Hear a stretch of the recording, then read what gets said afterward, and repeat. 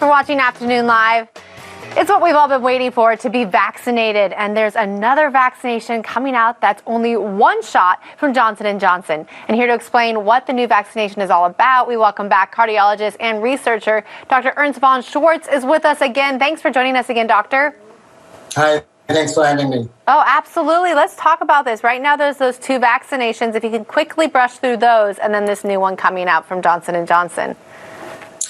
Well, the Johnson & Johnson is not a messenger RNA like the Pfizer-BioNTech or Moderna, but it's more like an old-fashioned, if you wish, type of vaccine, which is an adenovirus. So it's a harmless virus, which is basically loaded with the spike protein of coronavirus, and when injected, induces an immune response in the recipient to build antibodies.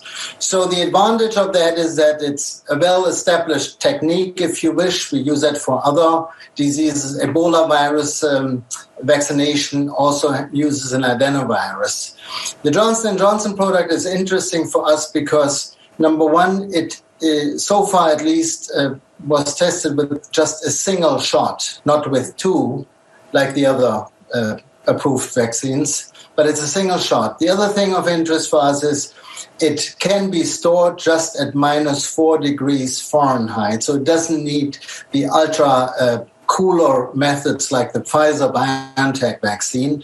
And at that temperature, it can be kept for up to 2 years. So a single shot, no deep freezer needed. That makes it probably easier to distribute and to use to a broader public. So the effectiveness in the studies, and there was one study on more than 44,000 people, showed approximately 85% effectiveness to prevent severe disease. And severe disease is defined as COVID plus severe organ failure, shock, or death. And globally, worldwide, there was a reduction 65%.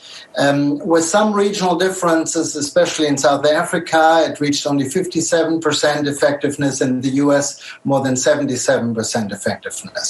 So it's interesting what's to come next. It is, but when you're talking about that 66%, not quite as high as the Pfizer and Moderna ones. So as far as people getting the shot, is there people that it's more effective on? Is it more of an age group thing, or are they seeing that the 66% falls into a certain category? Well, the people who were tested were 18 years and above. So we don't have any data on kids or younger people. The Johnson & Johnson vaccine seems to work well in patients above 65 because they have been tested too in the trial. But of course, these are all limited data. So again, we have to see what's coming next. Well, and you hear this, right, as far as all these vaccinations out there, and they have to be stored at a certain temperature, and then they go to waste if they're not used. So this is somewhat a solution to that problem.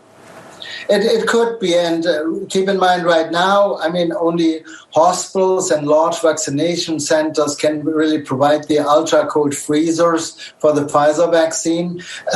If we get hand on the Johnson & Johnson vaccine, then every doctor's office could theoretically store it in their refrigerator and then provide it to their patients. That's our goal. So what are you looking at as far as a doctor goes in order to make this happen? What stages are we at? Where do you see it kind of falling out into? Well, right now, Johnson & Johnson is actually applying for emergent use authorization by the FDA this week, so we have to wait for that. And then the company announced that they might be able to provide the product possibly as early as March, more likely in April. So it's not something that people should be waiting for. If they're in that category to be able to get vaccinated, do that now. Don't wait for this, of course, but maybe consider this then in March? Well, absolutely, yeah. I mean, whatever you can get, if you can get the vaccine right now, you should get it. Yeah, yes. But I think with just the one shot, that's going to be very intriguing to people than waiting that time period for the second one. That's correct. On the other hand, Johnson & Johnson is just conducting a second trial where they use the second shot 8 weeks after the first one in order to see if they can improve effectiveness with the second shot. But for now, it's a single shot dose. Thank you for all the information, Doctor. Good to talk to you again. Thank you so much for having me. And we'll have more information about today's segment and about Dr. Ernst on our website at KATU.com. Don't go away. We'll be right back.